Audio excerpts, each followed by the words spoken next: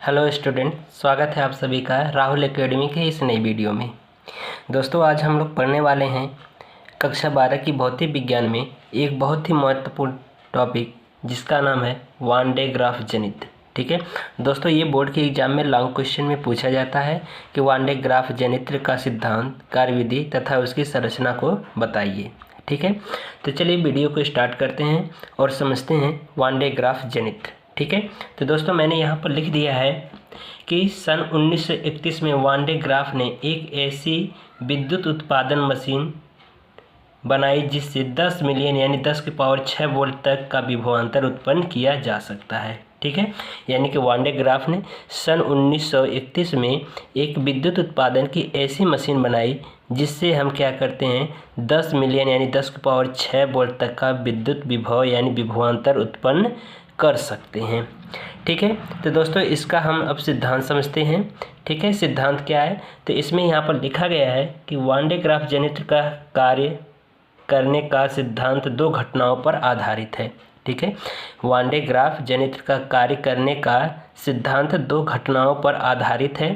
ठीक है, वो कौन कौन सा है, तो यहाँ पर है दिया गया है पहला कि किसी खोखले चालक को दिया गया संपूर्ण आवेश केवल उसके बाहरी पृष्ठ पर संपूर्ण रूप से उपस्थित रहता है तथा एक समान रूप से वितरित रहता है। यानी कि इसका मतलब यहाँ पर है, हमने यहाँ पर एक चित्र बना रखा है वान डे ग्राफ का, कि इसका मतलब ये है कि कोई ये धातु का खोखला गोला है। ठीक है, इस खोखले गोले पर अगर हम +Q आवेश देते हैं तो ये जो आवेश है धातु के खोखले गोले के बाहरी पृष्ठ पर एक समान रूप से क्या होता है, फैल जाता है। ठीक है, तो यहाँ पर आगे देखिए दूसरा पॉइंट है, कह रहा है कि किसी आवेशित चालक से वायु में विद्युत विसर्जन उसके नुकीले सिरे के द्वारा होता है। ठीक है, यानी कि इसका मतलब कि किसी आवेशित चालक से वायु में विद्युत विसर्जन उसके नुकीले सिरे से होता है। तो यानी कि यहाँ पर देख रहे हो कि जो यहाँ पर एक कंघी यानी कि C2 और यहाँ पर एक कंघी लगी है C1। ठीक है, तो इसके देख रहे हो कि नुकीले सिरे हैं, तो यहाँ पर जो आवेश का विसर्जन यानी विद्युत विसर्जन जो होगा वह इसके नुकीले सिरे से होगा। ठीक है, अब हम वान डे ग्राफ जनित्र का संरचना देखेंगे। ठीक है, तो देखिए यहाँ पर संरचना में सबसे पहले हमने क्या लिया है कि ये देख रहे हो कि AB एक अचालक स्टैंड है जिसकी लंबाई 15 मीटर की होती है तथा इस अचालक स्टैंड यानी दोनों अचालक स्टैंड A और B के ऊपर एक धातु का खोखला गोला रखा जाता है जिसका व्यास 5 मीटर होता है। ठीक है, इस खोखले गोले के केंद्र पर एक हमारी ऊपरी घिरनी P2 लगी होती है और सबसे नीचे जो भाग है वो हमारा एक घिरनी, निचली घिरनी उसको बोलते हैं, यानी कि ये वाली जो है इसको निचली घिरनी कहेंगे, जो कि ये C1 है। ठीक है, C1 नहीं, ये ये P1 होगा। ठीक है, ये P1 होगा। और यहाँ पर देख रहे हो कि इसके जो निचले सिरे पर जो यानी जो P1 है, जो घिरनी P1 उसके साथ में एक देख रहे हो कि उसके बगल में C1 कंघी लगी है, यानी कि इसको कहते हैं निचला कंघा, जो कि बैटरी से यानी DC सोर्स से जोड़ करके इसको पृथ्वी से कनेक्ट कर दिया जाता है, यानी ग्राउंड स्टेट में रख दिया जाता है। ठीक है, फिर उसके बाद यहाँ पर देख रहे हो कि यहाँ पर जो पुली P1 है यानी कि ऊपरी घिरनी जो P2 है इससे सटा हुआ एक, यानी कि इससे इसके बगल में एक कंघा यानी कि ऊपरी कंघा C2 लगाता है जो कि धातु के गोले से कनेक्ट होता है। ठीक है, अब यहाँ पर एक चीज़ और देखिए कि यहाँ पर जो पुली P1 है यानी कि जो निचली घिरनी है वह एक विद्युत मोटर के द्वारा कनेक्ट किया गया है। ठीक है, यानी जोड़ दिया गया है। ठीक है, तो चलिए अब हम इसके बारे में जो थ्योरी हमने लिखा है वो हम समझा दे रहे हैं। जैसा कि आप लोग यहाँ पर देख रहे हो कि संरचना में यहाँ पर मैंने लिखा कि एक खोखला गोला S होता है, यानी कि यहाँ पर जो है डायग्राम में आप देखिए कि एक ये जो है खोखला गोला S है, कह रहा है कि इसका व्यास 5 मीटर है, यानी कि इस खोखले गोले का जो व्यास है यानी इस खोखले गोले का जो व्यास है वो कितना है, 5 मीटर है। ठीक है, इस खोखले गोले का व्यास 5 मीटर है। फिर उसके बाद यहाँ पर देख रहे हो कि नीचे लिखा है कि यह खोखला गोला दो स्तंभ A और B पर टिका रहता है, यानी कि ये जो खोखला गोला है हमारा S वह दो स्तंभ A और B के ऊपर क्या है, टिका है।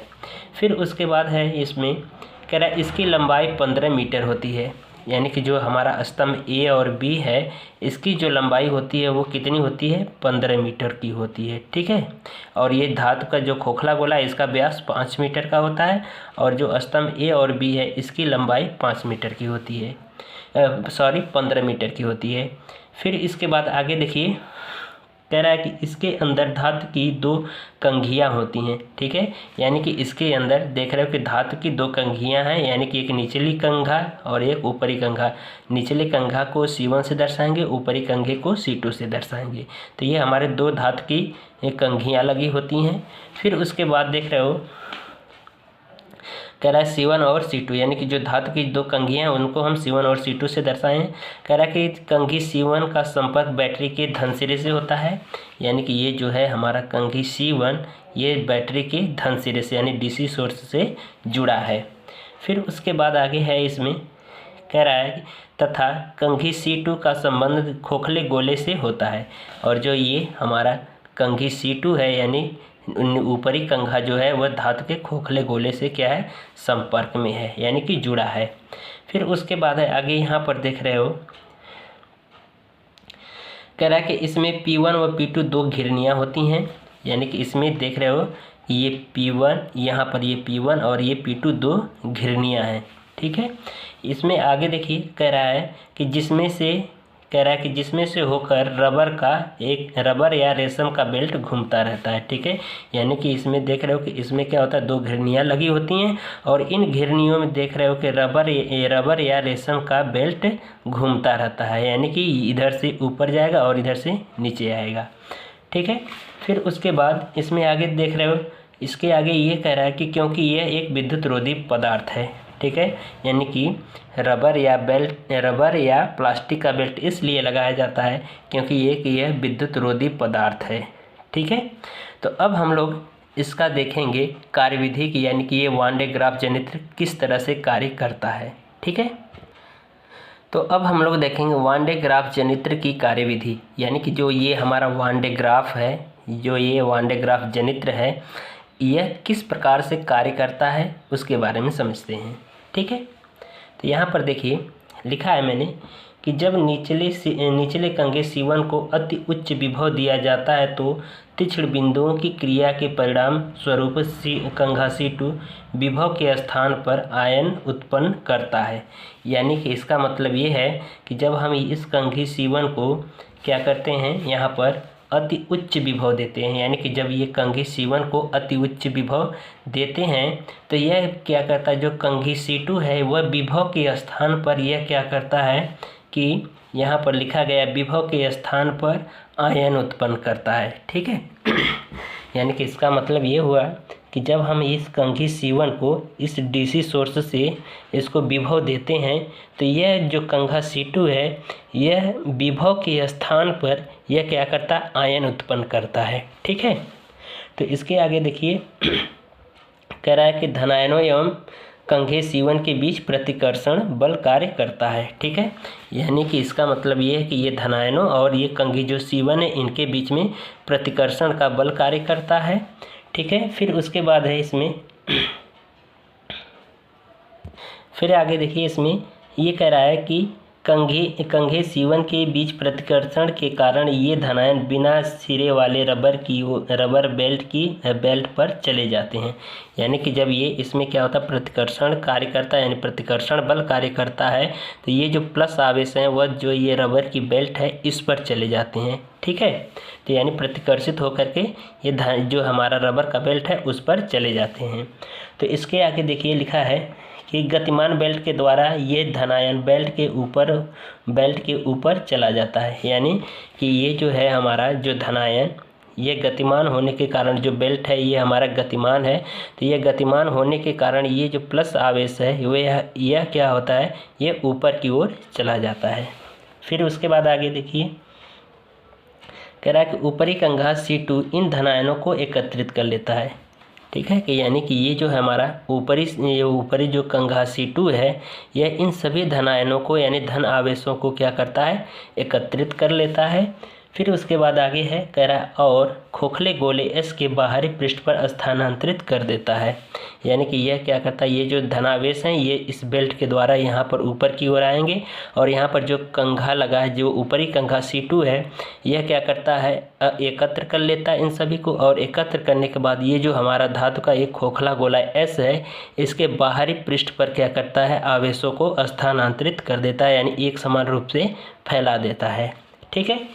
फिर उसके बाद आगे देखिए कह रहा है कि क्योंकि रबर की बेल्ट घूमती है। ठीक है, ऐसा क्यों होता है, क्योंकि ये रबर की बेल्ट क्या होती है, ये घूम रही है। ठीक है। फिर उसके बाद है कह रहा है इस प्रकार गोले एस के बाहरी पृष्ठ पर लगातार धनावेश प्राप्त होता रहता है और उसका विभव और उसका विद्युत अति उच्च हो जाता है। ठीक है। इस प्रकार से यानी कि यह जो प्रक्रिया है यह बार बार होती रहती है, धनावेश उत्पन्न होते रहते हैं और कंघी C2 के द्वारा क्या किया जाता है, इन धनावेशों को एकत्र कर लिया जाता है और एकत्र करने के बाद ये जो धातु का खोखला गोला है इसके बाहरी पृष्ठ पर एक समान रूप से फैलता जाता है, यानी एक समान रूप से स्थानांतरित होता रहता है, जिसके कारण से ये क्या होता है, अति उच्च विभव प्राप्त होता रहता है।